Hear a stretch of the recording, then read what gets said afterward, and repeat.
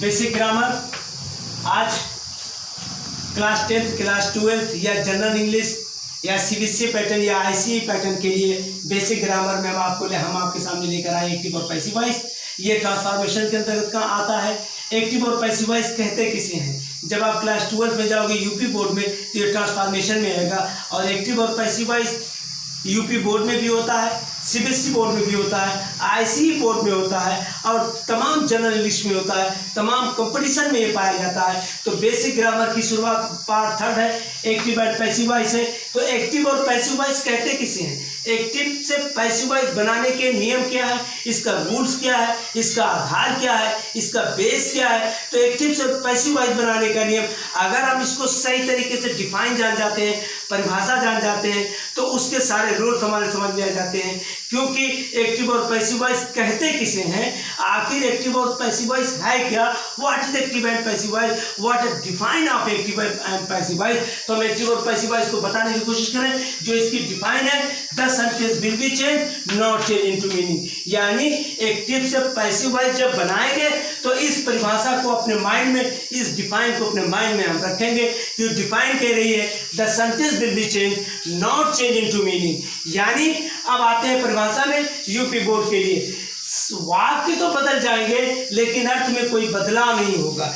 यानी एक शर्त इन्होंने लगा दी एक्टिव से पैसिव वॉइस बनाने में। First condition, the sentence will be change not change into meaning. जब आप एक्टिव से पैसिव वॉइस बनाने चलोगे तो आपको ये पूरा ध्यान रहे कि एक्टिव से पैसिव वॉइस बनाने चल रहे हैं तो हम सेंटेंस की एक्टिविटीज को चेंज कर रहे हैं। We change activities of sentence not change of its sense. वाक्य तो बदल रहे हैं लेकिन उसके भाव को, उसके रिजल्ट को हम नहीं बदल रहे हैं। तो वाक्य तो बदल जाएंगे। यानी कि एक्टिव से पैसिव वॉइस में जब हम जाएंगे तो कह रहे हैं the sentence will be change, वाक्य तो बदल जाएंगे, नॉट चेंज इनटू मीनिंग, लेकिन अर्थ में कोई बदलाव नहीं होगा। तो इसका मतलब हो गया कि एक्टिव से पैसिव बनाने की जो परिभाषा है, हम वाक्य बदल देंगे लेकिन अर्थ में, मीनिंग्स में कोई भी बदलाव नहीं होगा। रूल्स क्या है? एक्टिव से पैसिव बनाने के नियम क्या है? What is a law of active and passive voice. Active और पैसिव वॉइस का लॉ क्या है? तो ये बनाएंगे कैसे? अब इस नियम पर, इस परिभाषा पर आधार, इस परिभाषा पर हमारा ध्यान रहे, इस डिफाइन पर हमारा ध्यान रहे। ये कह रहे हैं subject change into object. First rule of active and passive voice, we change subject into object. Subject को ऑब्जेक्ट में बदल देते हैं। दूसरा क्या है? ऑब्जेक्ट चेंज इनटू सब्जेक्ट, यानी ऑब्जेक्ट को हम सब्जेक्ट में बदल देते हैं। पहला रूल क्या है? सब्जेक्ट चेंज इनटू ऑब्जेक्ट, यानी हम सब्जेक्ट को ऑब्जेक्ट में बदल देते हैं। दूसरा रूल क्या है? Object change into subject, object को हम सब्जेक्ट में बदल देते हैं।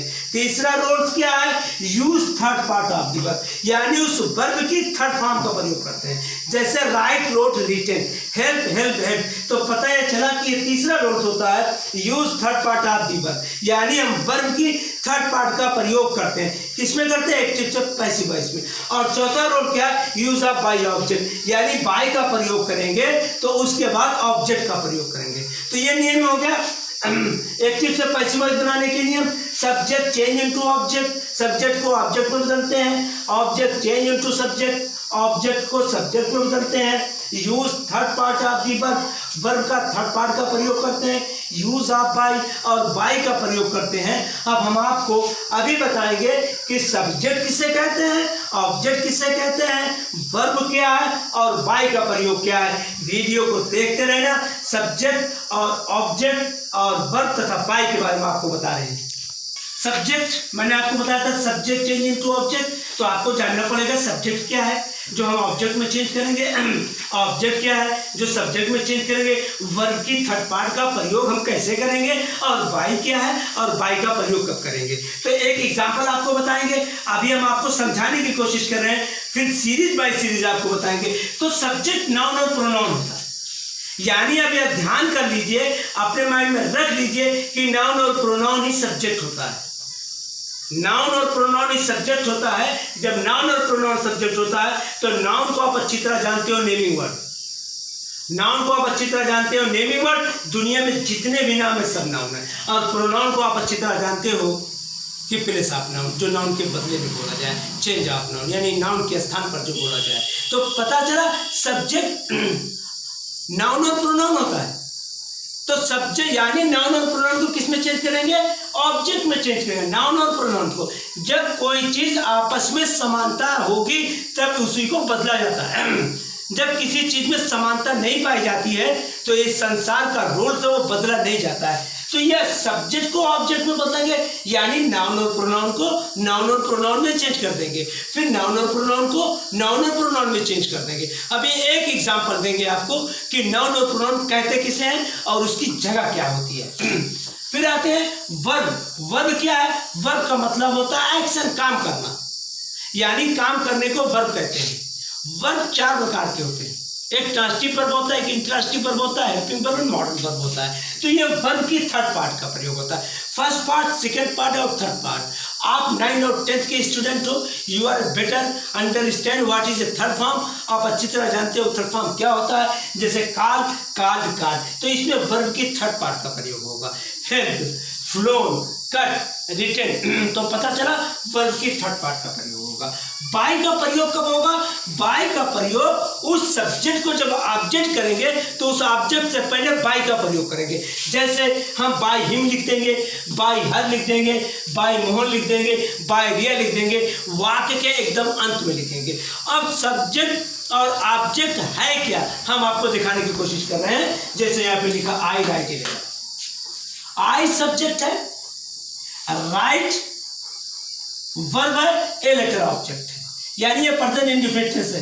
कल हम आपको नेक्स्ट वीडियो में बताएंगे कितने टेंस में बनाई जाती है। और पहला मैंने आपको बताया था कि सेंटेंस विल बी चेंज, यहाँ समझाने की कोशिश करें, sentence will be change not change into meaning. तो ये आई राइट ए लेटर, तो सब्जेक्ट को ऑब्जेक्ट बनाएंगे, ऑब्जेक्ट को सब्जेक्ट में बनाएंगे। तो ऑब्जेक्ट को जब सब्जेक्ट बनाएंगे तो यहाँ पे ए लेटर हो जाएगा। उसके बाद अच्छी तरह जानते हो कि प्रेजेंट इंडेफिनिट टेंस की सिंप्लाइज सेंटेंस में सहायक क्रिया का प्रयोग नहीं होता है। तो प्रेजेंट कंटीन्यूअस टेंस की सहायक क्रिया को सब्जेक्ट के अनुसार बदल देते हैं। अभी हम आपको रोल्स बता रहे हैं कहाँ प्रयोग होता है। ए लेटर यहाँ इज होगा, राइट का 3rd फॉर्म रिटेन होता है, यानी वर्ब की 3rd पार्ट का प्रयोग हो रहा है, रिटेन में। और हमने कहा था बाई ऑब्जेक्ट का प्रयोग करेंगे, तो यहाँ हमने बाई का प्रयोग कर दिया।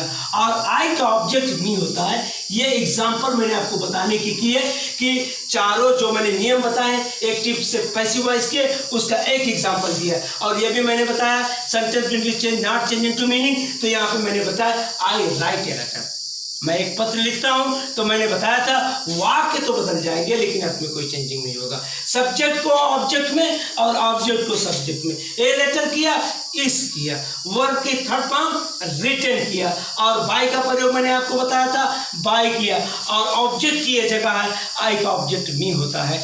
तो मैं एक पत्र लिखता हूं और इसका क्या होता है, a letter is written by me, मेरे द्वारा एक पत्र लिखा जाता है। तो पता चला वाक्य बदल गया लेकिन अर्थ में कोई चेंजिंग नहीं हुई। कल फिर हम आपको बताएंगे कि एक्टिव से पैसिव वॉइस जो बनाई जाती है वो 8 टेंस में बनाई जाती है, कौन कौन से टेंस में बनाई जाती है, हर टेंस का डिस्कस करेंगे। अगर ये वीडियो ग्रामर इसको आप देखते और समझते चले तो आप भी एक्टिव पैसिव के जानकार हो जाओगे। इस ग्रामर की दुनिया में कोई छोटी ट्रिक नहीं है। अगर आपको तरक्की करना है, आपको कंपटीशन बीट करना है, आपको आगे बढ़ना है, तो ग्रामर की दुनिया में, in the world of grammar में आपको ट्रिक से काम नहीं चलेगा, मुकम्मल जानकारी लेनी पड़ेगी। जब आप मुकम्मल जानकारी ले लोगे तभी आप class 10th, class 12th, BA, MA competition आप बीट कर पाओगे। नेक्स्ट वीडियो में आपको बताऊंगा कि कितने टेस्ट में बनाई जाती है my dear student. That's all my dear.